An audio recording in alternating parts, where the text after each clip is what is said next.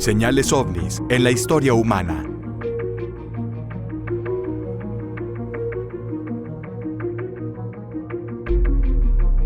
Soy Ivan Chechi y soy un investigador independiente involucrado en la ufología desde hace más de 20 años. He tratado varios casos de contactismo, como el caso Amistad, que es uno de los casos de contacto más importantes en Italia y quizás también en el mundo.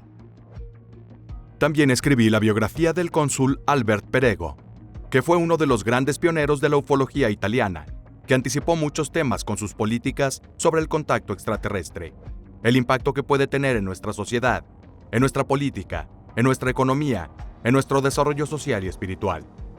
La idea de un cosmos habitado, lleno de mundos, lleno de vida como la nuestra en la Tierra, es un concepto que se remonta a los misterios del tiempo. Considerando que algunos de los filósofos y poetas más importantes de la antigüedad han tratado este tema en sus obras.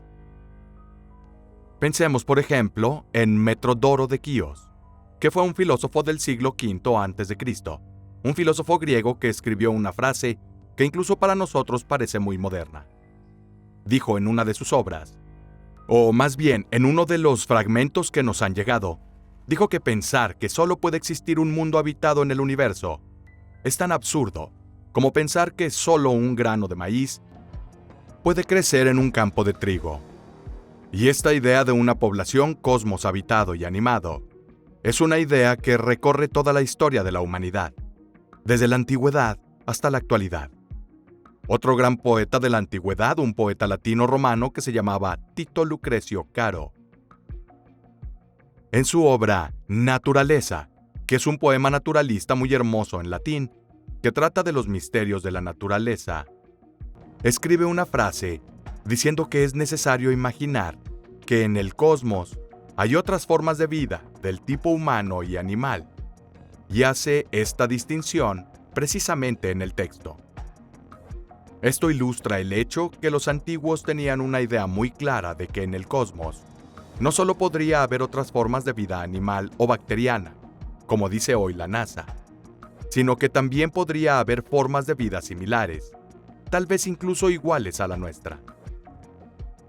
Y este concepto, como dije, recorre toda la historia de la humanidad y del pensamiento occidental hasta, por ejemplo, los pensadores renacentistas y postrenacentistas, como Nicola Cusano, que fue un gran filósofo italiano, que en su obra también planteó cuestiones sobre la naturaleza de estos seres.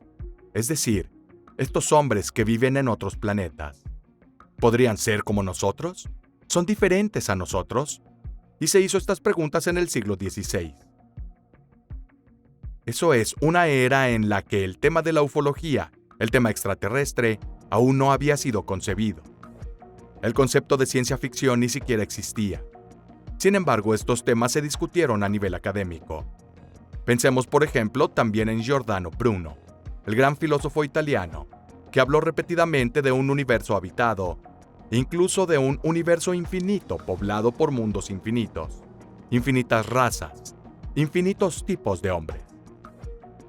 Y este concepto ha seguido atravesando la historia de la humanidad.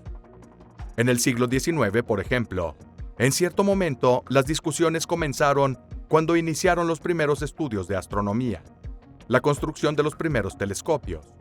Pudieron mirar un poco más allá del perímetro de nuestra Luna y los planetas cercanos. Y estos temas comenzaban a ser discutidos a nivel académico. Y se escribieron muchos libros que hablaban precisamente de la habitabilidad y de la pluralidad de mundos. Para llegar a su presente, la NASA en el año 2017, hace unos años, publicó un artículo en el que declaraba que gracias al telescopio Kepler, gracias a la observación que se hizo del cosmos a través del telescopio Kepler, se encontraron casi 219 planetas habitados, similares a la Tierra. Y hay grandes científicos, como por ejemplo Carl Sagan, que inspiró la famosa película Contacto con Jodie Foster, y escribió esa frase que todos recordamos. Si estuviéramos solo nosotros en el espacio, sería una enorme pérdida de espacio. Así que digamos que esto retoma un poco el concepto y la frase que dijo Metrodoro de Quíos hace más de 2400 años, Entonces, como pueden ver, esta idea de un cosmos habitado y un universo infinito en realidad no es una idea moderna.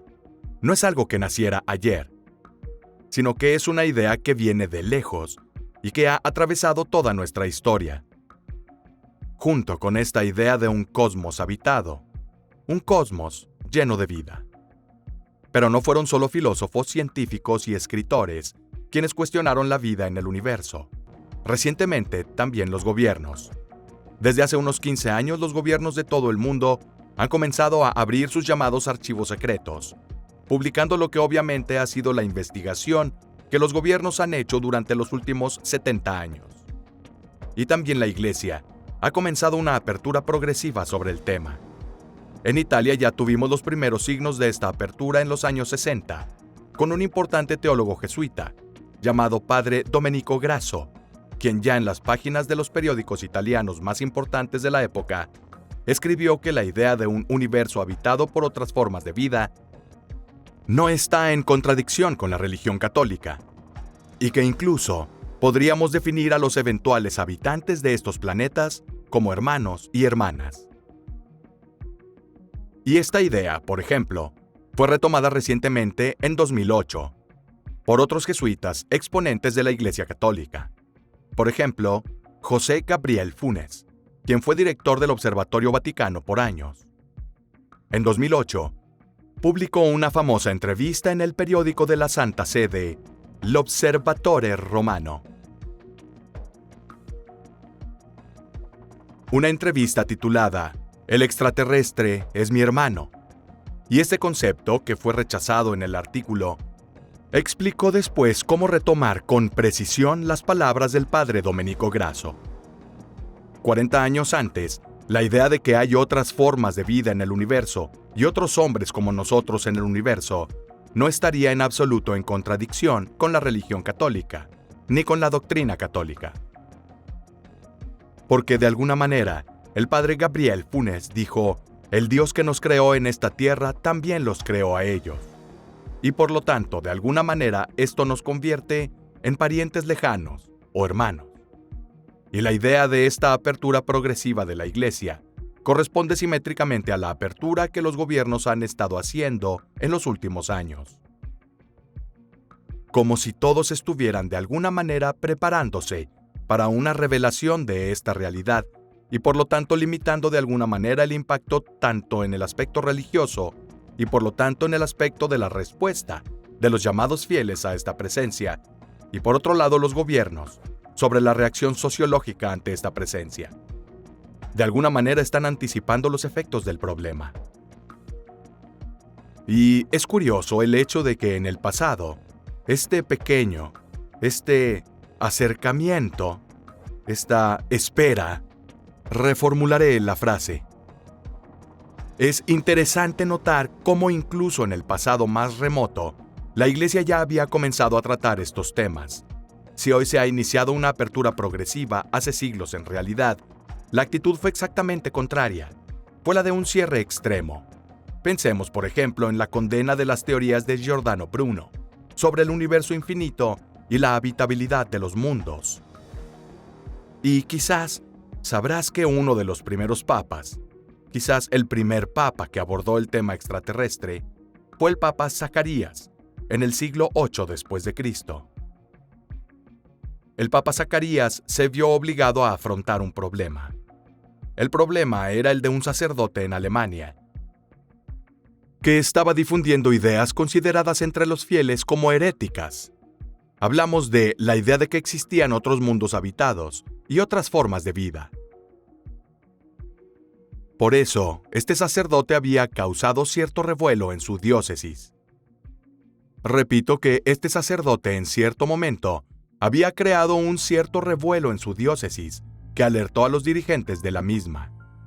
Así que estos dirigentes fueron a advertir al Papa Zacarías de la herejía del sacerdote. Pero el Papa Zacarías, ¿qué hizo al respecto? Intervino directamente en el problema, aconsejándoles que expulsaran al sacerdote de la diócesis para intentar limitar y refutar sus teorías y regresarlo de alguna manera al camino correcto. Si esto no hubiera sucedido, El Papa aconsejó al obispo de la diócesis que destituyera al sacerdote y por lo tanto silenciarlo. Entonces podemos decir que ya en el siglo VIII DC comenzó lo que hoy llamamos un encubrimiento. Y otro episodio interesante de un encubrimiento tuvo lugar en el año 814 DC, en Francia, que tuvo como protagonista a Agobardo de Lyon. Agobardo de Lyon era un personaje, un exponente muy importante de la Iglesia en Francia, además de ser un escritor que trató diversos temas. También fue un acérrimo defensor de la doctrina y se opuso a las herejías. Y una de las principales herejías que se extendían en aquellos años fue la herejía que alimentaba la creencia de los llamados tempestari.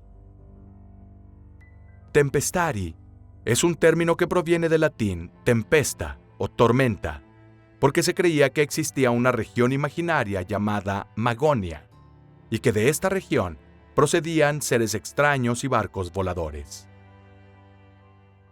El término latino era precisamente naves volantes, barcos voladores, y estos seres llamados tempestari eran considerados dañinos porque se creía destruían los campos de trigo en Europa, llevándose las cosechas y por ende el trigo, creando así daños a la agricultura.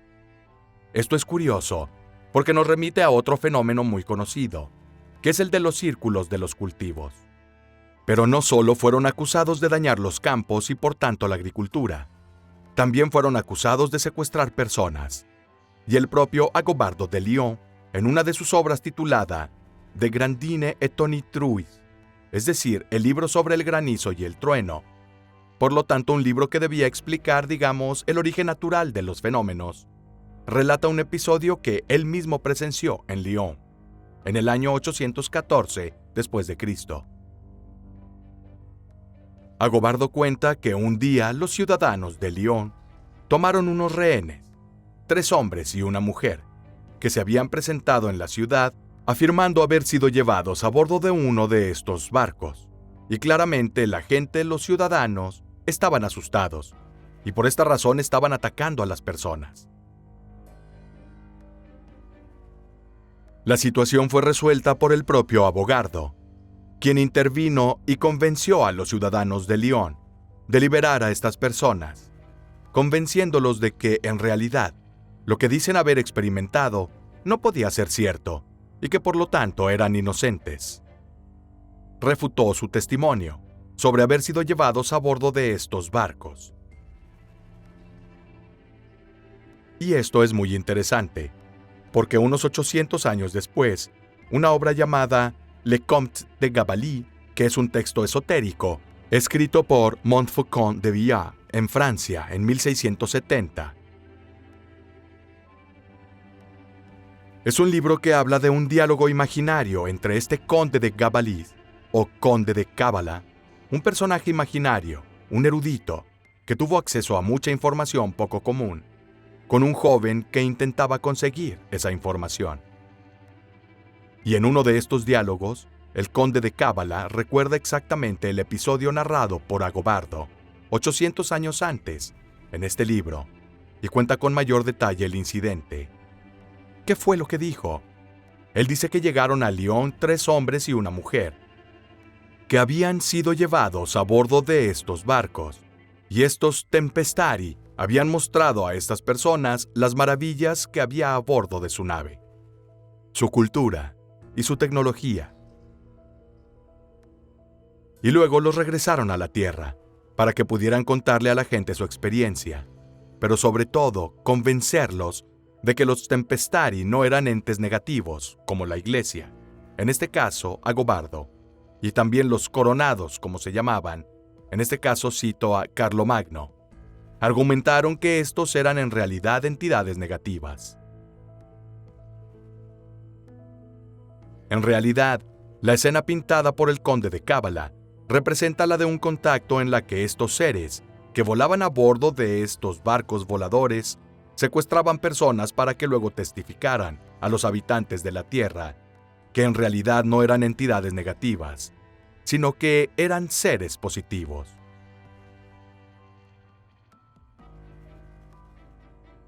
Y todo esto cobra vida también porque Carlomagno, que fue uno de los grandes emperadores y protagonistas de Europa en la Edad Media, fue testigo 2 veces de un avistamiento ovni.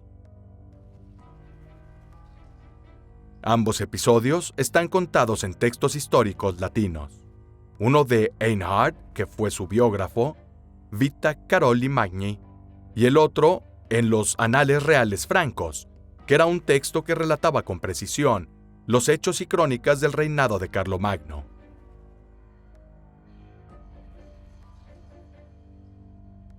En ambas obras se cuenta el episodio de un avistamiento, del que fue testigo el propio Carlomagno. En el primer caso, relatado en el Vita Caroli Magni de Einhard, Carlomagno estaba al frente de su ejército durante una batalla. En cierto punto, encima de él, apareció un objeto luminoso que cruzaba el cielo y volaba muy bajo. Tanto es así que al pasar sobre Carlomagno y su ejército, asustó al caballo de Carlomagno, y el caballo derribó al emperador, quien al caer perdió tanto su corona como su cetro y también parte de su armadura. Lo cual es una escena muy cómica si lo piensas. Nos resulta extraño que una escena como esta se cuente en la biografía de un emperador, y sin embargo fue contada. ¿Por qué? Porque ese episodio había parecido sumamente extraño y misterioso a los ojos de esas mismas personas. El otro episodio, aún más interesante, tuvo lugar durante el asedio de la ciudad de Siegburg. Es una situación militar medieval clásica. Carlomagno y su ejército estaban dentro de la ciudad de Siegburg. Fuera de las murallas de la ciudad estaban los sajones. El ejército sajón presionando para entrar en la ciudad, y era una situación clásica de asedio y punto muerto. En un momento, sobre la ciudad, apareció lo que el texto latino llama duorum scutorum colore, flamante et agitantes. Y 2 objetos rojos en forma de disco de fuego aparecen repentinamente sobre la ciudad y permanecen estacionarios sobre la misma, balanceándose ligeramente. El texto dice et agitantes, que significa balancearse.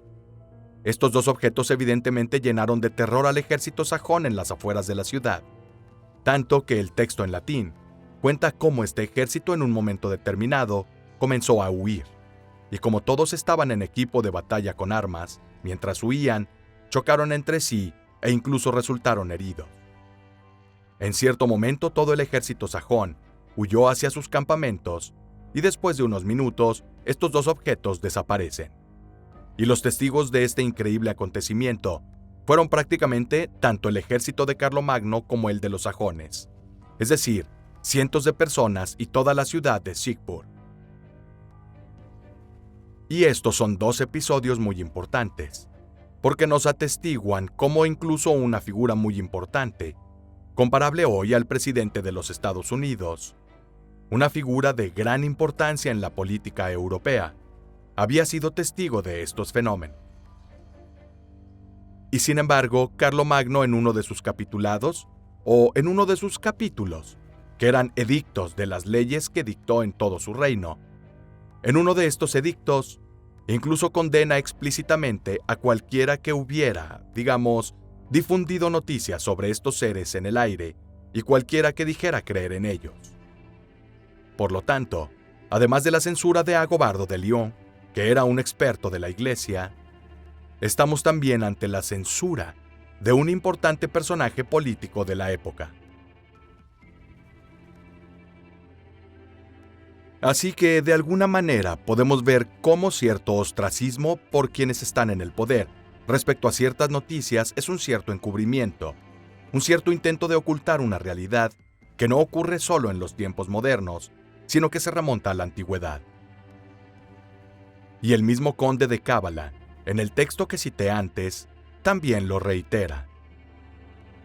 Tan es así que cita los edictos de Carlomagno, y cita el episodio de Agobardo de Lyon, y cuenta cómo lamentablemente muchas personas que habían tenido esta experiencia con un tempestari, que había sido llevado a bordo y había visto ciertas cosas, lamentablemente fueron condenados a prisión, y muchos incluso murieron quemados por lo que vieron.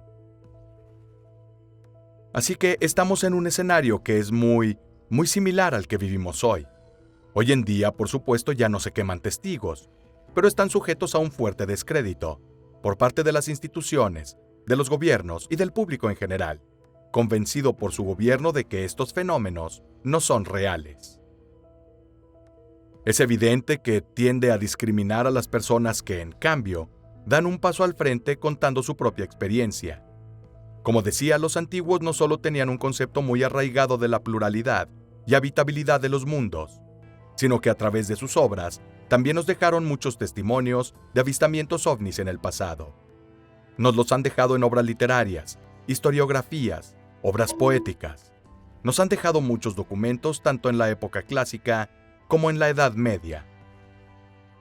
Y lo interesante a la hora de estudiar esta misteriosa literatura es que en la Edad Media del latín, por ejemplo, tenían un léxico muy detallado para describir estos objetos. Hoy los describimos de forma muy rudimentaria. Hablamos de ovnis, platillos voladores. Hoy se usa el término UAP, fenómeno aéreo no identificado, que fue acuñado recientemente, pero en realidad son términos muy genéricos. Lo que significa es objetos voladores no identificados, pero en nuestro pasado los antiguos en latín tenían un léxico muy bien definido para describir estos fenómenos. Por ejemplo, utilizaron términos muy específicos para describir la forma, el color y la tipología del objeto. Por ejemplo, en latín antiguo, para describir objetos esféricos y en forma de disco, usaban los términos clipeus, globus, scutum o parma, que era un término un poco más académico y por lo tanto se usaba con menos frecuencia. Por ejemplo, el término clipeus, que identifica en latín el escudo de los romanos. Era el escudo del legionario, que era ligeramente curvado, y encima del escudo había una pequeña cúpula de hierro. Si tomas el escudo romano y lo colocas horizontalmente, en realidad el perfil que es creado por el escudo es el de un platillo volador clásico. Por lo tanto, esto significa que al no tener una terminología moderna como la nuestra, tendían a describir estos objetos asociándolos a objetos de uso común, como por ejemplo el escudo. Y estos términos, clipeus, globus, a menudo se asociaban con adjetivos de los atributos que describen su calidad. Por ejemplo, globus igneus, globus ardente. Por lo tanto, describían el color y la forma. Y también había otro tipo de objetos. Por ejemplo, otro término que se usaba con frecuencia es traves o columna. Traves en latín significa viga, y esto nos recuerda en los tiempos modernos, por ejemplo, a cierto tipo de objetos ovnis, los descritos por George Adamski, los llamados ovnis en forma de puro. Luego, en la Edad Media, también se usaban otros términos para describir estos objetos. Por ejemplo, naves, como naves volantes, los barcos voladores en la Edad Media, o dracones, porque también se los asociaba a menudo con dragones voladores. En la Edad Media, por ejemplo, hubo testimonios que hablaban de batallas entre estos objetos en los cielos. Batallas reales, y se describen con esta terminología, con estos términos. Algunos de los casos descritos en la literatura, casos de avistamientos descritos en la literatura latina, son realmente impactantes. Uno de ellos, por ejemplo, nos lo describe Julius Obsequens, que era un historiador latino del siglo III después de Cristo. Y escribió un libro muy interesante, llamado Prodigiorum Liber, el libro de los prodigios, en el que se describen todos los casos de prodigios o fenómenos, algunos naturales, otros más misteriosos, que habían sido recolectados por autores anteriores. Y él recopila este collage de casos y los junta en su libro llamado El libro de los prodigios. En este libro cuenta de un interesante caso ocurrido en Spoleto, que es una ciudad en el centro de Italia, en el año 91 AC. Cuenta cómo en Spoleto, y cito el texto latino, colore aureo globus ignis a terram evolutus, maioque factus et terra ad orientem visas perferri, magnitudine solem otextit. Traducido significa: en Spoleto, una bola de fuego con un tono dorado rodó hasta la tierra. Aumentó de tamaño, y después fue visto siendo llevado desde la tierra del este, cubrió el sol con su magnitud. Esta es una descripción muy precisa de un evento ovni. Hoy podríamos decir que difícilmente se puede rastrear a un fenómeno natural. Y la terminología que utiliza Julius Obsequens es de la que te estaba hablando de antes. Utiliza el término globus para indicar un objeto globular asociado a igneus, el atributo del fuego, para indicar su color o efecto incandescente. Y también los verbos que usa para describir, digamos, las acciones que realiza este objeto son interesantes. Usa el término a terram devolutus, devolvo. En latín significa descender al suelo, girando sobre sí mismo. Y luego el término perferri, cuando dice que se le vio moverse desde el suelo hacia el este. Por lo tanto, es un objeto globular que llega, desciende al suelo, luego vuela de nuevo y va en cierta dirección. Y va allí con su propio movimiento, porque el término perferri es un término que precisamente indica el movimiento autónomo del objeto. Y luego la última observación que hace Julius Obsequens, cuando dice magnitudine solem octextit, es decir, cubierto con su propia magnitud, con su propia masa, el Sol. Y esto nos hace comprender que el objeto en realidad estaba muy cerca de la Tierra para poder tapar el Sol. Entonces no hablamos de un meteoro que atraviesa la atmósfera a gran altura. Hablamos de un objeto que estaba muy cerca de la Tierra, tanto que cubre el Sol y oscurece su masa. En Francia, unos siglos más tarde, en el año 480 DC, Gregorio de Tours, otro autor poco conocido de literatura medieval, pero es muy importante porque escribió la primera historia de Francia, la historia de los francos, por tanto la primera historia de la nación de Francia. Y en esta obra histórica, Gregorio de Tours nos habla de otro fenómeno ocurrido en Francia, que podríamos definir como ufológico. Y nos dice precisamente, no solo de un solo globo, sino de varios globos que atravesaron Francia, y que, de noche, iluminaban la Tierra como si fuera mediodía. Los términos exactos que utiliza son estos.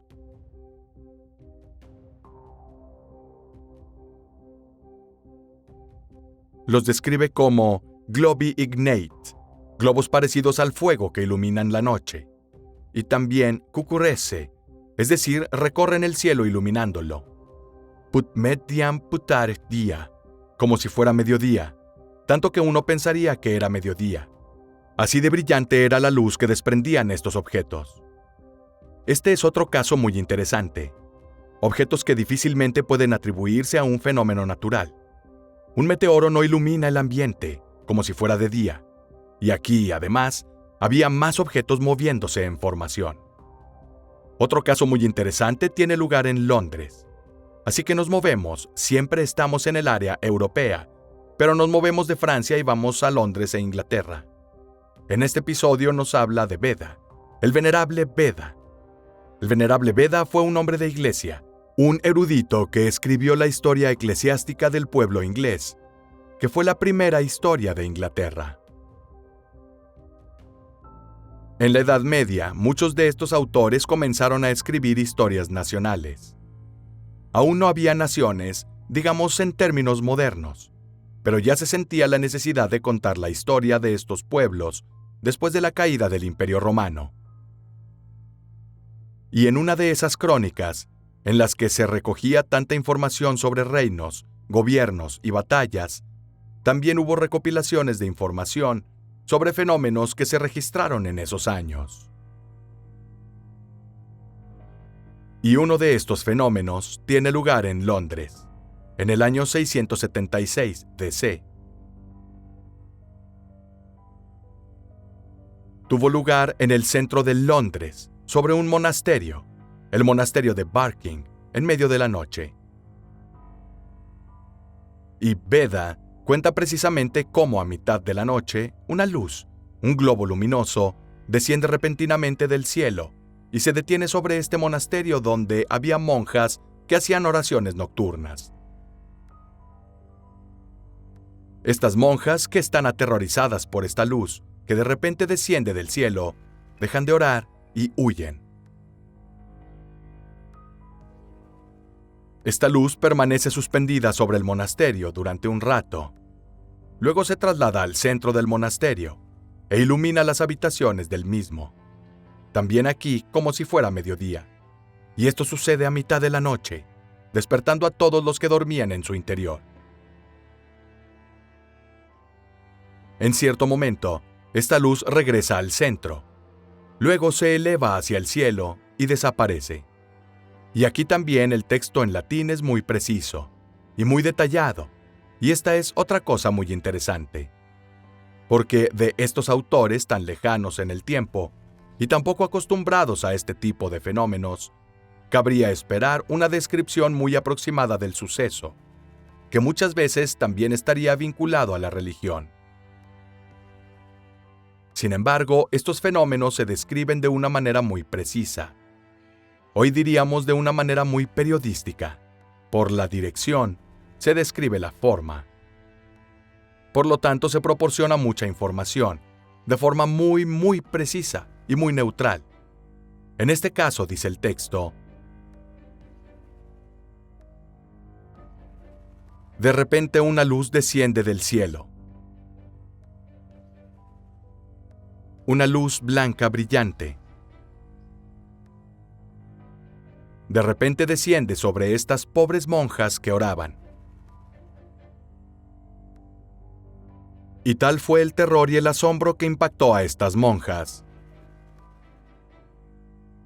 Estaban tan aterrorizadas que interrumpieron las oraciones que recitaban.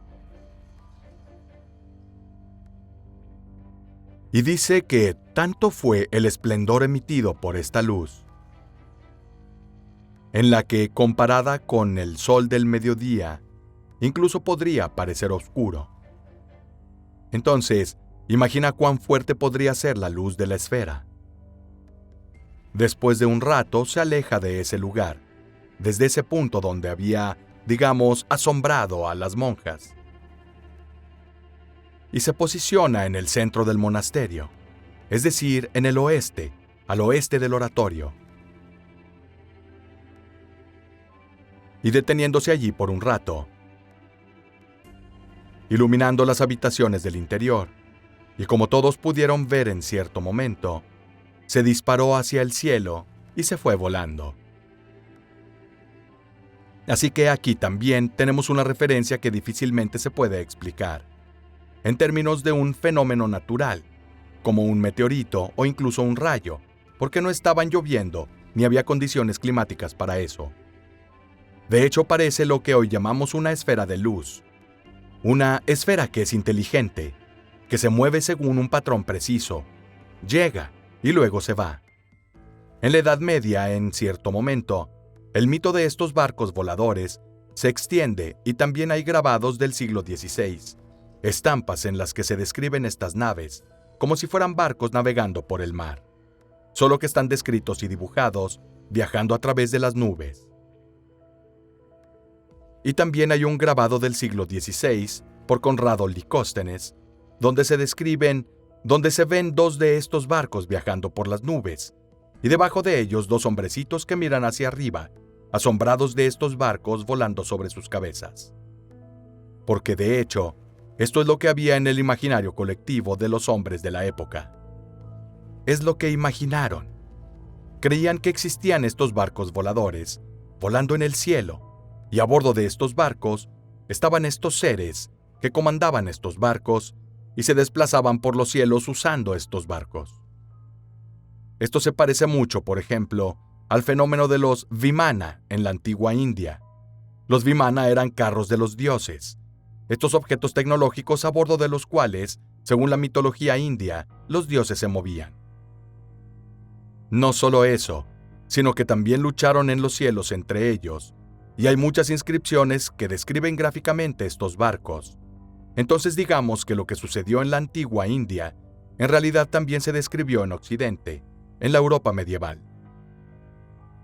E incluso hay un caso que tuvo lugar alrededor del siglo XII, y lo describe Gervasia de Tilbury, en una obra llamada Recreación para un emperador.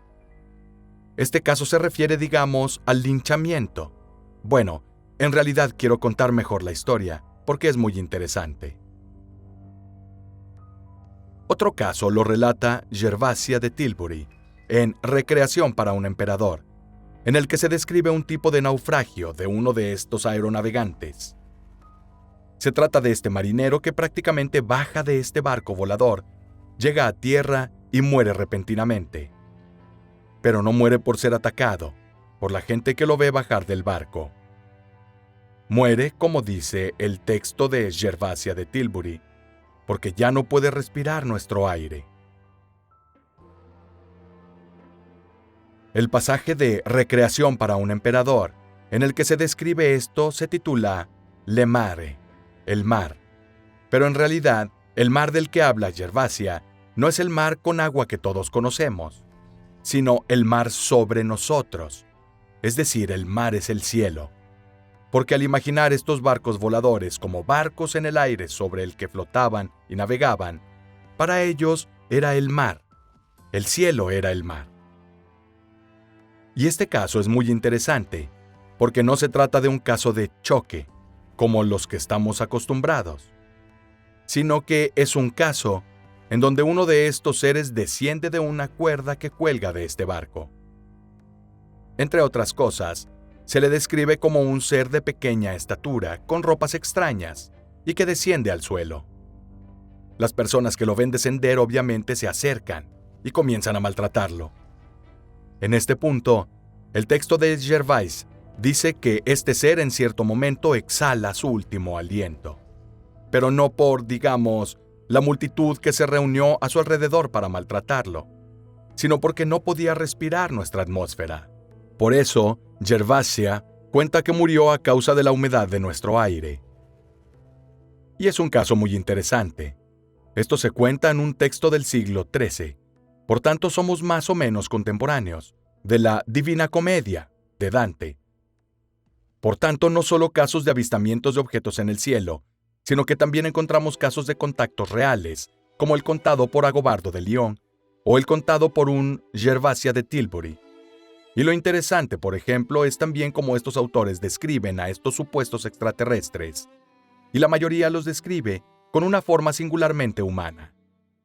En el Conde de Cábala, ese trabajo del que hablamos antes, que se refiere a este episodio de Agobardo de Lyon, se describe la naturaleza de estos seres de una manera muy precisa, que les llamaban sílfides, porque según la terminología hermética del Renacimiento, a cada elemento se le atribuían determinados habitantes.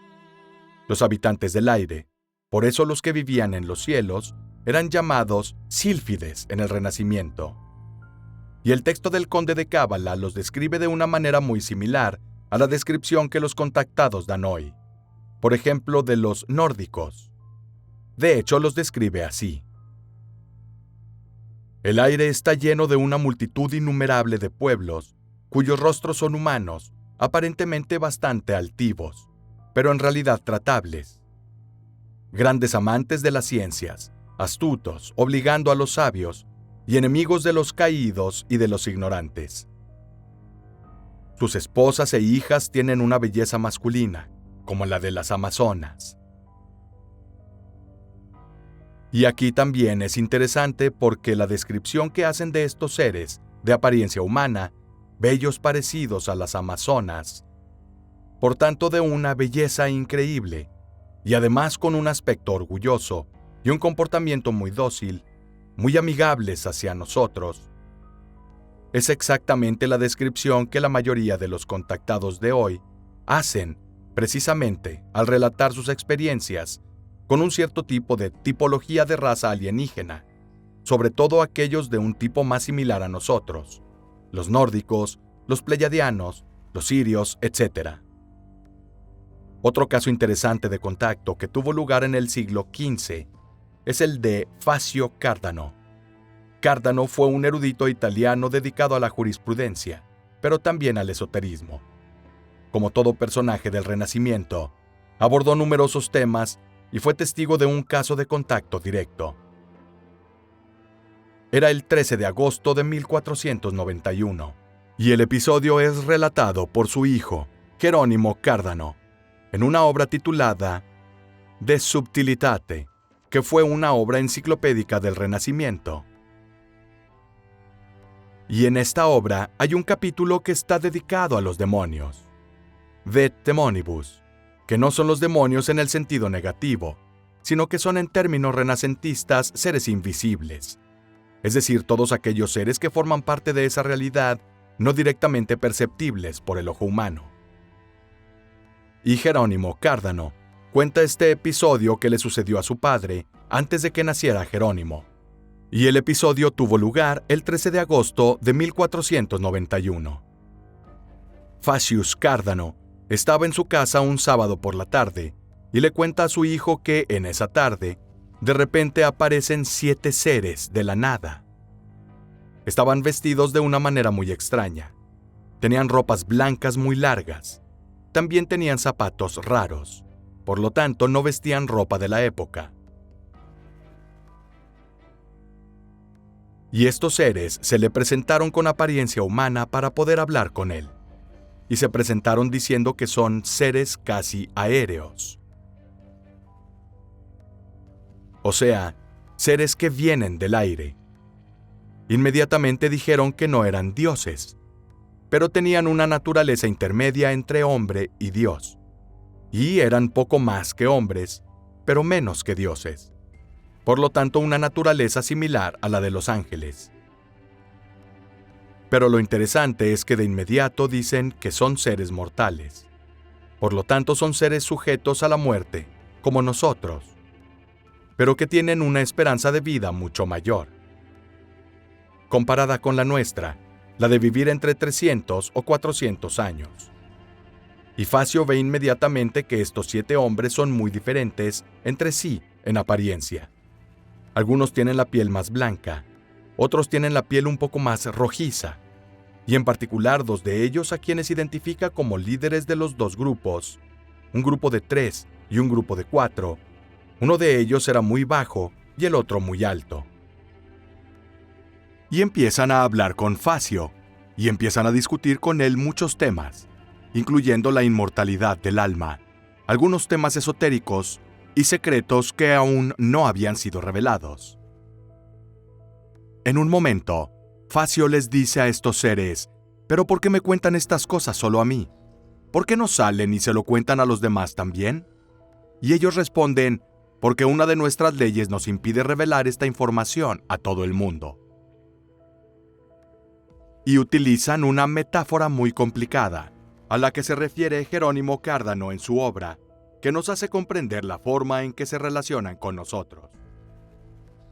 Dijeron que lo mejor de ellos cuidaba de lo mejor de nosotros, de los humanos, como nuestros mozos de cuadra cuidan a nuestros caballos. Y esto nos hace comprender exactamente cómo se produjeron realmente estos contactos, según una lógica bien seleccionada y bien programada. Estos seres permanecen prácticamente toda la tarde con Facio Cardano y siguen hablando de muchos temas. Entonces, en cierto punto, desaparecen y se van. Facius Cardano queda muy impresionado por este episodio y toma notas para no olvidarlo. Estas notas pasan luego a su hijo Jerónimo, quien las expone en su obra De Subtilitate, junto con toda la historia que su padre le había contado varias veces. Jerónimo Cardano dijo que no estaba realmente convencido de la veracidad de este episodio, porque no lo había vivido directamente. Sucedió cuando aún no había nacido, pero recordó que su padre lo contó tantas veces como para ser algo importante y por lo tanto debía ser contado. Y es un caso muy interesante, porque nos lleva a casos mucho más recientes. Por ejemplo, el caso Amistad. en donde también están involucrados extraterrestres con apariencia humana, y unos de baja estatura y otros de alta estatura. Y también en este caso me refiero a Facio Cárdano. Lo que notó fue una actitud extremadamente amigable de estos seres hacia él. Una actitud muy amigable. Fueron muy abiertos hacia él. Y este episodio le impactó tanto que quiso contárselo una y otra vez a su hijo, para que no lo olvidara. Y fue gracias a su hijo, Jerónimo Cárdano, que este episodio llegó hasta nosotros. Cuando cumplí con los derechos consuetudinarios, como a la hora 20 del día, se me aparecieron 7 hombres en vestidos de seda, parecidos a togas griegas, y calzando, por así decirlo, zapatos lustrosos. La ropa interior bajo sus relucientes y rojizas corazas parecían estar hechas de carmesí y eran de extraordinaria gloria y belleza. Sin embargo, no todos iban vestidos de esta manera, solo 2 que parecían ser de rango más noble que los demás. El más alto de ellos, que era de tez rubicunda, era acompañado por 2 compañeros, y el segundo, que era más rubio y de menor estatura, por 3. Así, en total eran 7. No dejaron constancia de si tenían la cabeza cubierta. Tenían unos 40 años, pero no parecían tener más de 30. Cuando pregunté quiénes eran, decían que eran hombres compuestos como de aire y sujetos al nacimiento y a la muerte. Era cierto que sus vidas eran más largas que las nuestras, y podrían llegar incluso a durar 300 años. Cuestionados sobre la inmortalidad de nuestra alma, afirmaron que nada sobrevive, lo cual es propio del individuo. Dijeron que ellos mismos estaban más estrechamente relacionados con los dioses que con la humanidad, pero que aún estaban separados por una distancia casi inconmensurable. O son más dichosos o más miserables que nosotros, así como nosotros lo somos más que los brutos. Dijeron que no desconocían nada de lo oculto, ni libros ni tesoros, y que la base de ellos eran los espíritus guardianes de los hombres más nobles, así como los hombres de baja posición son adiestradores de buenos perros y caballos. Tienen cuerpos tan sumamente sutiles que no pueden hacernos ni bien ni mal, salvo mediante apariciones y terrores o transmitiéndonos conocimientos. El más bajo de los 2 líderes tenía 300 discípulos en una academia pública y el otro 200. De hecho, ambos tenían la costumbre de dar sermones en público. Cuando mi padre les preguntó por qué no revelaban tesoros a los hombres, si sabían en dónde estaban, respondieron que estaba prohibido por una ley peculiar, bajo las penas más severas, para cualquiera que comunicara este conocimiento a los hombres. Permanecieron con mi padre durante más de 3 horas. Sea esta una moda pasajera o una fábula, así es. Hay muchos casos de contacto, o en todo caso, fenómenos misteriosos de nuestro pasado, y muchos personajes involucrados en esta historia. Una de ellas es quizá una de las historias más fascinantes, que involucra a un sacerdote escocés llamado Robert Kirk, quien en el siglo XVII escribió un libro llamado La Mancomunidad Secreta, el reino secreto de faunos, elfos y hadas. En este libro, recopiló todos los testimonios de los ciudadanos y de los que vivían en los pueblos cercanos a Aberfoyle, quien contó sus experiencias de contacto con el pueblo de las hadas. Este sacerdote estaba obsesionado con las hadas, porque según él mismo dice, cuando era niño, él mismo fue raptado por hadas y llevado al país de ellas. Que era este lugar mágico donde él y otros decían que las puertas se abrían solas y que las luces ardían sin fuego, como si fueran luces modernas. Luces eléctricas de neón, por ejemplo. Y este sacerdote, entre otras cosas, es sumamente respetado por su comunidad. Si vas a Aberfoyle hoy, estuve allí hace unos años, aún puedes encontrar su tumba en este pueblo lleno de monedas y pequeños exvotos. Y esto atestigua cómo después de tantos años, después de tantos siglos, su figura sigue siendo muy apreciada por los habitantes de Aberfoyle. Y en este libro es interesante porque recoge todos los testimonios de primera mano, porque él mismo va a recogerlos de personas que han tenido contacto con estas hadas. Las hadas que Robert Kirk describe en su libro no son las hadas que corresponden a nuestra imaginación moderna. Esos, en definitiva, los juguetes, o en todo caso las figuritas que se venden hoy en día, o el hada de Peter Pan. Las hadas descritas por Robert Kirk son las hadas del folclore celta. Son seres muy inteligentes que pueden asumir forma humana y que habitan, digamos, lejos del hombre, dentro de las tierras altas de Escocia. Pero ocasionalmente entran en contacto con seres humanos. Incluso en algunos casos, tomándolos en contra de su voluntad y llevándolos a su reino. La belleza de este libro es que Robert Kirk, quien describe muchas de las formas en que estas hadas se llevaron gente a través del testimonio de los ciudadanos, dice que también estaban equipadas con una tecnología, una varita que apuntaban a la persona que querían llevarse. De esta varita, un rayo similar al del trueno es enviado y golpea a la persona. Esta persona estaba en ese momento inmovilizada, sin embargo sin recibir ningún daño físico. Y después de ser inmovilizada, esta persona se encontró en el país de las hadas. A menudo secuestraban incluso a niños pequeños, y cuando secuestraban gente para evitar que el secuestro fuera descubierto, reemplazaban al secuestrado por un clon, con una persona, con un ser exactamente idéntico, que permanecía en la casa del secuestrado, hasta que esa persona era devuelta. Robert Kirk también describe otras cosas muy interesantes. Por ejemplo, dice que estos seres eran capaces de comunicarse telepáticamente con las personas y a través de un susurro, la persona que se encontraban escuchaba su voz en su cabeza, en su propio idioma. Así que podían comunicarse en un lenguaje no verbal y por tanto telepático, y también en el lenguaje de la persona que tenían delante. Y otros detalles, por ejemplo, los cuenta Robert Kirk, al decir que eran un pueblo muy inteligente y muy evolucionado, que en la antigüedad incluso había enseñado las técnicas de la agricultura y los primeros rudimentos de la civilización. Y luego, alejándose del hombre en los siglos siguientes, se refugiaron en los lugares más recónditos del altiplano, pero de vez en cuando entraban en contacto con el hombre. El final de la vida de Robert Kirk también es curioso, porque vivió hasta una edad muy avanzada y desapareció repentinamente. Nadie volvió a saber de él. Cuenta la leyenda que se dejó llevar por las hadas.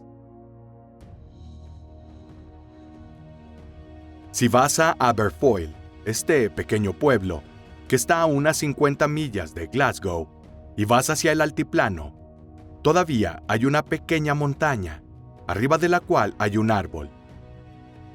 Allí hoy todavía se encuentran cadenas y exvotos, y en donde mucha gente va a pasar las tardes, porque se dice que allí fue el lugar en donde Robert Kirk desapareció y fue llevado por las hadas. Otro detalle que Robert Kirk agrega respecto a la naturaleza de estos seres es que dice que estos seres, las hadas, tenían una naturaleza intermedia entre los hombres y los ángeles. Y esto es lo mismo que dice Paracelso, refiriéndose a los sílfides, y lo mismo que dice también la carta de Facio, refiriéndose a los seres que vio.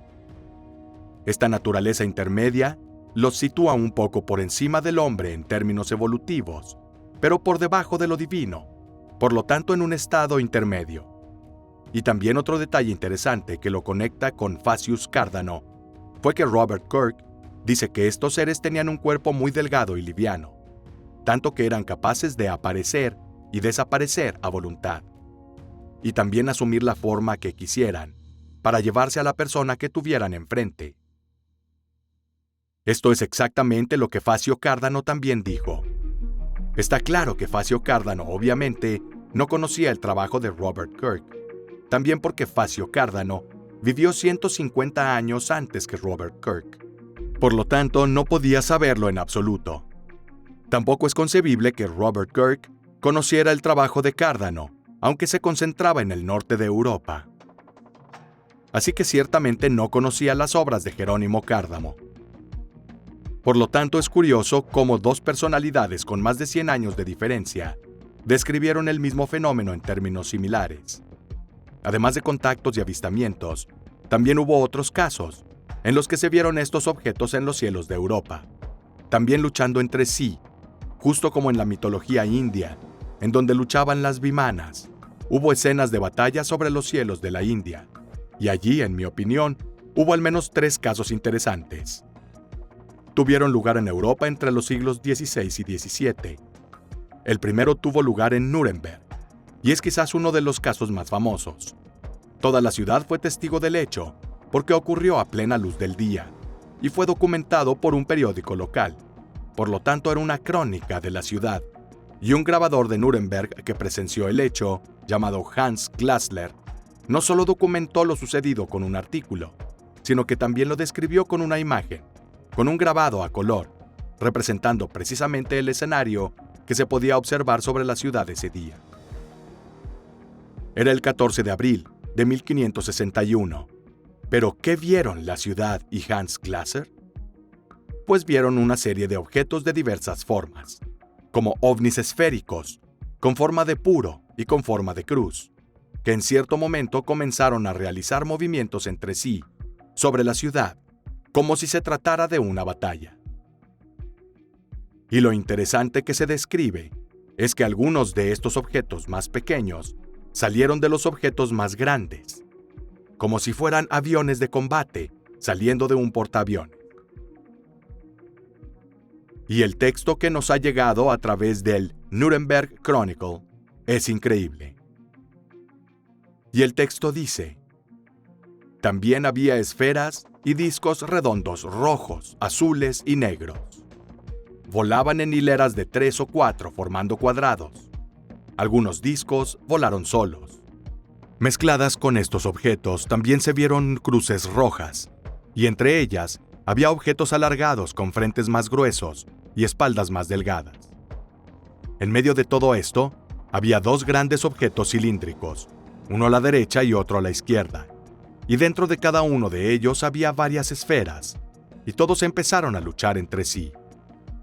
Y luego concluye: la batalla en el cielo duró aproximadamente 1 hora, y fue vista por mucha gente, tanto en la ciudad como en el campo circundante. Luego, algunos objetos cayeron al suelo en llamas en las afueras de la ciudad, provocando un gran incendio y una gran nube de humo. Los presentes también vieron cerca de las esferas voladoras una especie de gran lanza negra. Y aquí se describe este enorme objeto negro, que estaba en el centro de la escena, con todos los demás objetos de diversas formas volando a su alrededor. Y en el grabado realizado por Hans Glasser, que describe el episodio, se puede ver afuera de la ciudad hombres observando esta batalla, y también objetos que, rodeados de llamas y humo, caen al suelo.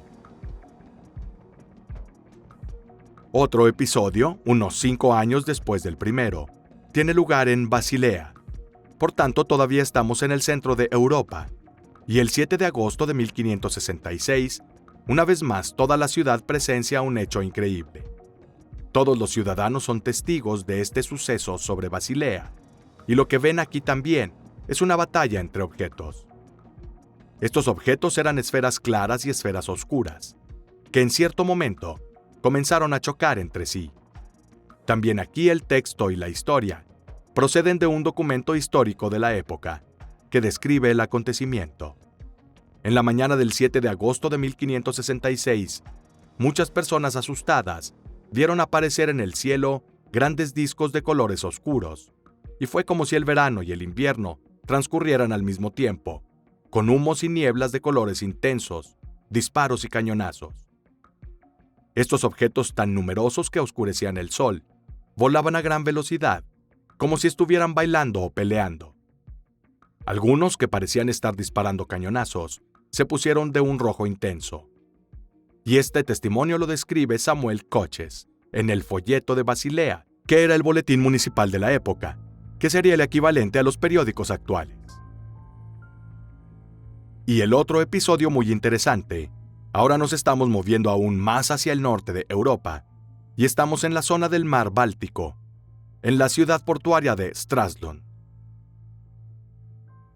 Y el 8 de abril de 1665, los periódicos locales relatan un episodio que presenciaron unos pescadores, en donde vieron objetos salir de las nubes y comenzar a pelear entre sí. Y cuando se describen estos objetos, se puede notar que la forma que tienen estos objetos es justo la de los platillos voladores modernos.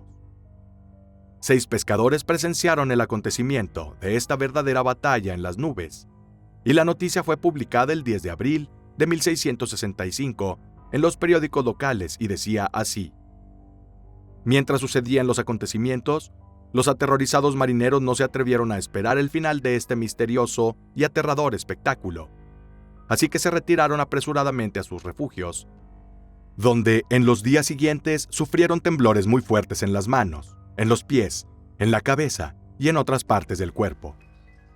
Esto es interesante porque también hay un efecto físico y fisiológico en las personas después de un avistamiento, y lo que se describe en realidad parece el efecto de la exposición a la radiación, temblores, llagas, etc.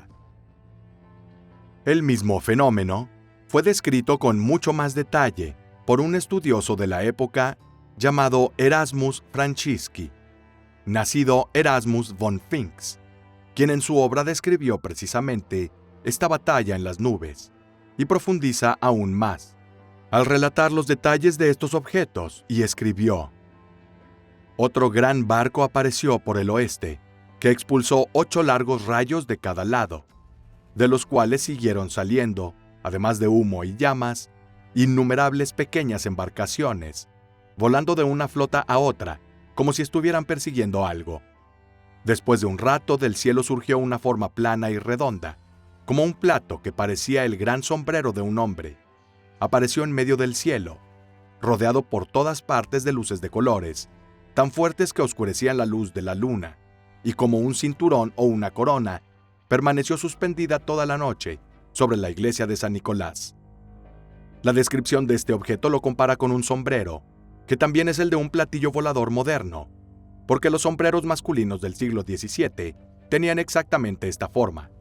Eran un poco más como los sombreros de los cardenales, y esa forma era exactamente la de un platillo volador.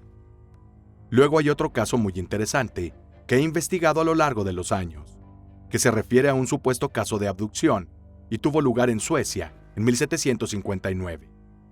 Este caso nos lo transmite un documento escrito por un párroco de la parroquia de Ramsberg, una pequeña ciudad, y que ahora se conserva en la biblioteca de Uppsala, en Suecia. En este breve documento extraído del diario parroquial, se cuenta la historia de un episodio que involucró a un joven de 22 años, llamado Jacob, en 1759. Este niño pertenecía a una familia agricultora, y un día, saliendo a hacer unas cosas de trabajo, en su camino a casa después de cruzar un pequeño lago, se bajó de su bote, y en cierto momento todo a su alrededor desapareció, y se encontró en un ambiente totalmente extraño. Era un lugar lleno de luz, y se encontraba frente a un pasillo. Caminó por él, y al final del pasillo se encontró dentro de una habitación llena de hombrecitos, como él los describe, corriendo a su alrededor. Obviamente estaba muy asustado. Quería irse a casa y empezó a agitarse. Estos pequeños seres intentaron calmarlo, incluso lo invitaron a comer, ofreciéndole algo de comida. Pero él seguía muy agitado y quería irse. Tuvo miedo, y en cierto momento, además de los pequeños seres que lo rodeaban, se acerca una mujer, una figura femenina muy alta, muy hermosa, que lo invita a calmarse. Ella también le ofrece comida, pero él sigue muy asustado, y en cierto momento se rebela. Y de repente, después de haberse agitado y rebelado, se encuentra en la orilla del lago, del que había desaparecido apenas unos segundos antes. Obviamente, conmocionado y aturdido, inmediatamente camina de regreso a su casa. Llega a su casa y descubre que no solo su familia, sino todo el pueblo, lo estaban buscando desde hacía 5 días. Descubre que había desaparecido durante 5 largos días, cuando en realidad habían pasado muy pocas horas para él.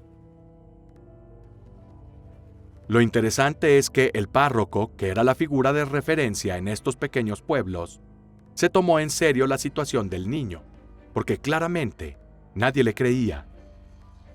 Y además, para él, solo habían pasado unas pocas horas. No tenía hambre, no tenía sed. Su barba no había crecido, por lo que en realidad parecía que para él solo habían pasado unas pocas horas. Pero para todos, para sus familiares y todo el pueblo, habían pasado 5 días. En un momento el párroco niño oficialmente, y su testimonio acabó en los registros parroquiales, junto con los demás documentos como... Y hoy todavía podemos leer esta historia tan interesante. En la tarde del 16 de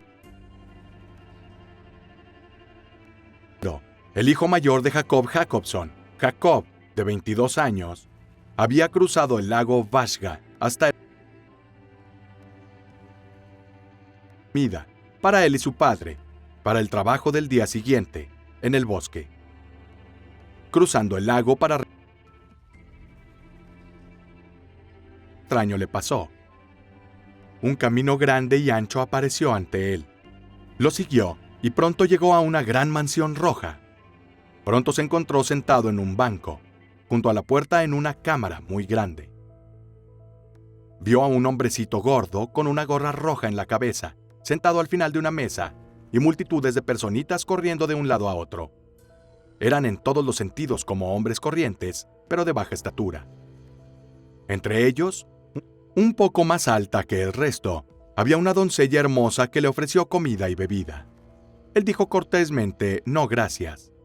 La personita le preguntó si quería quedarse con ellos, y él respondió, Dios, ayúdame a regresar a casa con mi padre y mi madre. Entonces el hombrecito de la gorra roja dijo, échalo fuera. En el siguiente instante, estaba respaldado a la orilla del lago y de allí regresó a su casa. Sus padres lo recibieron con alegría. Estaban muy preocupados junto con los vecinos. Habían buscado en el bosque y el lago por él. Pasaron 4 días y 4 noches desde su desaparición. Cuando finalmente regresó a casa, el jueves por la noche, no había comido ni dormido durante 4 días, pero no tenía ganas de comer ni de beber. Pensó que solo había estado ausente unas pocas horas. Al día siguiente, todo era normal, excepto por una sensación de inquietud en su cuerpo y mente. Jacob me hizo esta declaración en presencia de sus padres, en el día de San Miguel, de 1759. Este chico tiene un carácter bastante sencillo, piadoso y amable.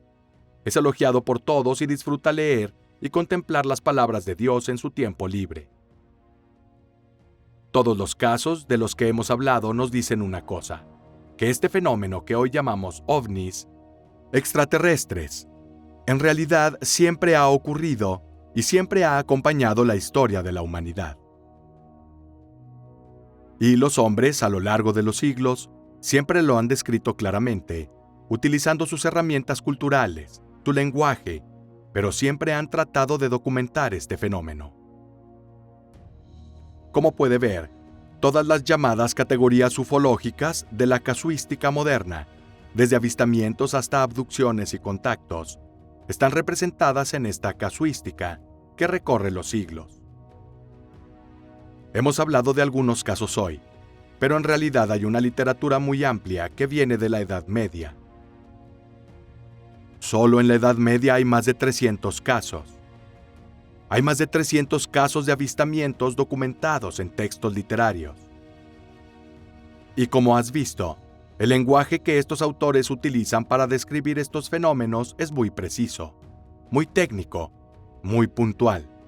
y casi nunca hace referencia al elemento religioso, sino que siempre describe el fenómeno en términos físicos de duración, apariencia y efectos físicos sobre las personas o el medio ambiente.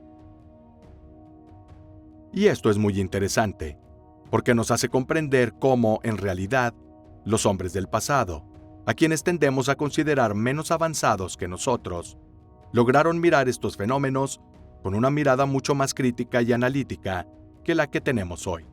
Y sabemos de ciencia ficción, y tenemos nociones científicas mucho más avanzadas que ellos.